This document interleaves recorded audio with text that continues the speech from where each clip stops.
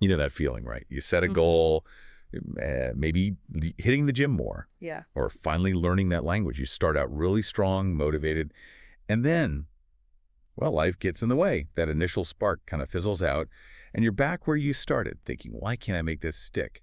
It happens to pretty much everyone. So today we're doing a deep dive into a book that really changes how you look at growth and productivity. It's James Clear's Atomic Habits. We've got a fantastic review here covering its core ideas, the practical steps, and, the big takeaways. Yeah, and our mission really is to pull out the absolute key insights for you from this review. Think of it as a shortcut to understanding why this book, Atomic Habits, has made such a huge splash. And crucially, how you can actually use these ideas in your own life, whether you're a student, a professional, anyone just trying to build better habits. We're going beyond just what it says to really explore why it works. Okay, let's dive in then. The book's core promise is fascinating. How these tiny, almost invisible changes, these atomic habits, build up to massive results over time. It's all about getting just, 1% better each day. It sounds almost too simple. It does, right. But that simplicity is its strength. James Clear's central idea is a real game changer. He says, you do not rise to the level of your goals, you fall to the level of your systems. What that really means is shifting your focus. Stop obsessing about the huge outcome, like, I don't know, losing 20 pounds.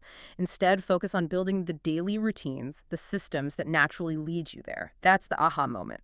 It's less about raw willpower, which fades, and more about smart design. Systems over goals, that really flips the script. You're saying it's less about grit and more about making the right thing the easy thing. Precisely. Because willpower, as Claire points out, it's finite, it gets tired. A good system works even when you're not feeling motivated. It designs the path of least resistance towards the good habit. It might feel a bit weird at first, especially if you're used to just trying to power through. Yeah, I can see that. It requires trusting that the small steps will add up, even when you don't see big results immediately. Exactly. You have to trust the process. It's a mental shift from, I must do this, to, how can I set things up so I just do this? Okay, so if the system is key, how do we actually build one? Clear gives us a framework, right? The 4 laws of behavior change. He does. And it's incredibly practical. This is your playbook. So, for building a good habit, there are 4 steps. First, make it obvious. This is about the cue, the trigger. Make it impossible to ignore. You want to floss more. Put the floss right next to your toothbrush, not hidden in a drawer. Makes sense. Make the trigger visible. What's next? Second, make it attractive. This targets the craving. You need to associate the habit with a positive feeling.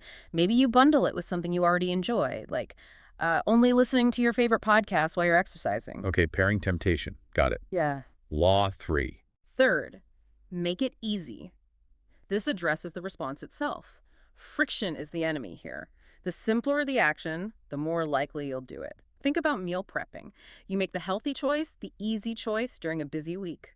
Reduces that decision fatigue. Right. Lower the barrier to entry as much as possible. And the last one? Fourth, make it satisfying. This is about the reward. Our brains are wired to repeat actions that feel good immediately, so find a way to give yourself a little win right after doing the habit, like marking an X on a habit tracker. That visual progress feels good. Obvious, attractive, easy, satisfying. It's a clear loop. And I love how you can just flip these to break bad habits, too. Exactly, you just invert them. Make it invisible, make it unattractive, make it difficult, make it unsatisfying. Want to cut down on snacks? Don't keep them in the house, invisible. Think about how sluggish they make you feel, unattractive. Put them on a high shelf, difficult. Track the money you save by not buying them. Unsatisfying reward, or rather satisfaction from avoiding. The book apparently dives into lots of specific examples for each of these, which makes it super practical. Definitely. And beyond those 4 laws, he introduces some deeper concepts that really solidify the approach. Okay, let's unpack some of those. What's one that really stands out? I think identity-based habits is probably the most profound.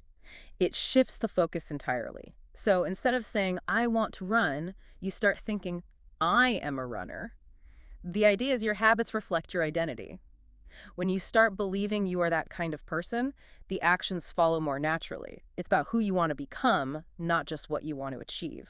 That feels powerful. It's intrinsic motivation rather than just chasing an external goal. What's another key strategy? Habit stacking is brilliant for practicality. You literally stack a new habit onto one you already do without thinking. Like the example, after I pour my morning coffee, I will meditate for 1 minute. The coffee is the existing anchor, the trigger. Oh, I like that. It leverages momentum you already have. Exactly. And then there's environment design, which we touched on with the laws, but it's a whole concept in itself. It's about consciously curating your space, your home, your office, to make good habits easier and bad habits harder. Want to practice guitar? Leave it on a stand in the living room, not in its case under the bed. Be the architect of your environment. So less about willpower, more about smart setup. Oh, okay. But what about those days when even a simple habit feels like climbing Mount Everest? Yes, that's where the 2-minute rule comes in. It's designed purely to overcome inertia. The rule is any new habit should take less than 2 minutes to start. So, read before bed becomes read 1 page. Do yoga becomes take out my yoga mat. The point isn't the 2 minutes itself. It's making the act of starting ridiculously easy. You just need to show up. Just get the ball rolling, essentially. Precisely. And that links beautifully to the final big concept, the plateau of latent potential. Clear uses this great analogy of an ice cube. Imagine a room at 25 degrees, 28, 30. Nothing seems to be happening to the ice, but all that energy is building up. Then, at 32 degrees, boom, it melts. Your efforts with habits are often like that. Progress is happening under the surface, even if you can't see it yet. You have to persist through that plateau. That ice cube thing really sticks with you. It explains why consistency is so crucial, even when you feel like you're getting nowhere. But, I mean, that plateau must be where most people give up, right? Absolutely. It's incredibly frustrating. We expect linear progress, but real growth often isn't like that. The biggest pitfall is impatience. We want results now. So how does Clear suggest pushing through when you're on that plateau and just feel stuck? Well, first, recognize it's normal. Don't mistake a lack of visible results for a lack of progress. He emphasizes focusing on the system itself, not just the outcome. Did you show up today? Did you do your 2 minutes? Celebrate that. Find ways to measure your effort, not just the result. Track your workouts completed, not just the weight on the scale. And crucially, keep reinforcing that identity. I'm the kind of person who doesn't miss workouts. Even a tiny workout reinforces that. So it's about redefining success during those tougher periods, not did I reach the goal, but did I stick to this system? Exactly. Trust the process, stick to the system, and the results will eventually break through that plateau. Okay, so if someone listening is feeling really stuck right now with a habit, what's the absolute first thing you suggest they try from the book? Like, step one. Honestly, I'd say tackle environment design first. Just look around. How can you make the good habit the obvious path? Put your running shoes by the door. Put the healthy snacks at eye level in the fridge. Make the bad habit harder to access. Then, apply the 2-minute rule.